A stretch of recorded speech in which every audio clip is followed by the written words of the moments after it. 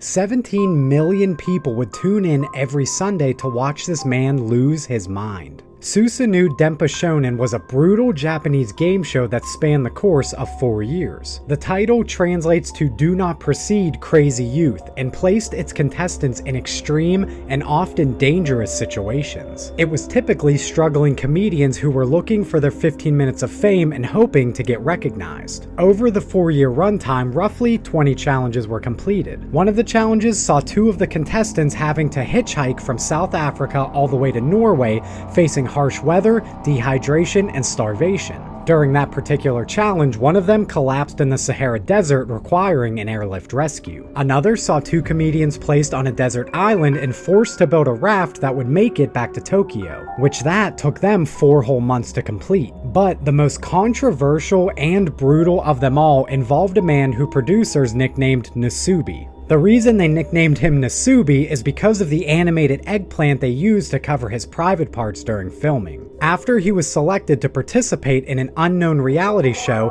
he was then kidnapped, blindfolded, and taken to a secluded apartment. Once in the empty apartment, he was told to remove all of his clothes. The apartment was completely bare aside from a functioning bathroom and stacks of magazines. Nasubi's goal was to win a combined 1 million yen worth of prizes from just magazine sweepstakes, and he could only survive on the prizes that he won. Now, the door wasn't locked and he was free to leave at any time, although this would have required asking strangers for help when completely nude. Nasubi was also under the impression that he was recording his day-to-day activities under these conditions to be later reviewed and edited together. He had no idea that the entire thing was being live broadcasted every Sunday. It was also watchable on a 24/7 live stream. He was completely oblivious to the world watching him in this situation. For 335 days, millions of people watched as his sanity was lost, as he cried, screamed, and lost touch with reality. The producers did help him at first, giving him bread and water as he wasn't winning any food and losing weight fast, eventually winning himself a bag of rice. When the rice ran out, he was left with just a bag of dog food. When he finally met his goal, he believed that he was being awarded with a special prize trip to South Korea,